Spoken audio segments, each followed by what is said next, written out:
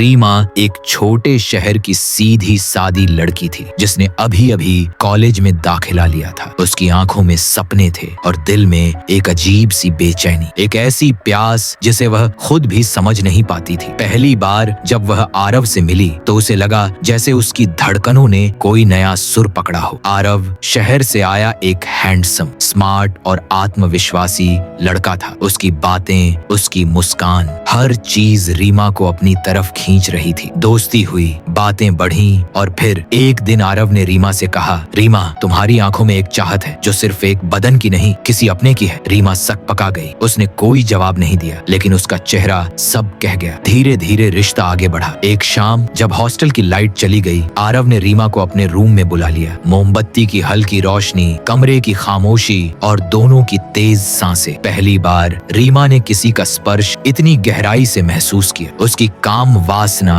अब सिर्फ एक भावना नहीं थी, एक हकीकत बन चुकी थी। आरव के होंठ उसके गालों पर फिसले, फिर उसकी गर्दन और फिर वह रात जिसमें रीमा ने खुद को पूरी तरह खो दिया। अगली सुबह आरव कमरे में नहीं था। रीमा की आंखें खुली पर दिल भारी था। मोबाइल पर एक मैसेज था, रीमा, ये सब अच्छा था लेकिन शायद ये सिर्फ एक फिजिकल अट्रैक्शन था, मुझे माफ करना। रीमा का दिल टूट गया। उसकी काम वासना जो प्यार का रूप लेना चाहती थी अब एक गुनाह जैसा लग रही थी। समय बीता, रीमा ने अपने आंसू पोंछे। अब वो लड़की नहीं रही जो सिर्फ किसी की चाहत में जीती थी। उसने पढ़ाई पूरी की, एक काउंसलर बनी और युवाओं को यही समझाने लगी कि काम वासना कोई पाप नहीं है, लेकिन बिना समझे, बिना भावना के रिश्ते बनाना आत्मा को तोड़ सकता है। काम वासना तब सुंदर लगती है जब वह आत्मा की इज्जत के साथ हो, सिर्फ शरीर की भूख मिटाने के लिए नहीं। काम वासना हर इंसान के भीतर होती है, ये स्वाभाविक है, लेकिन इसे समझदारी से,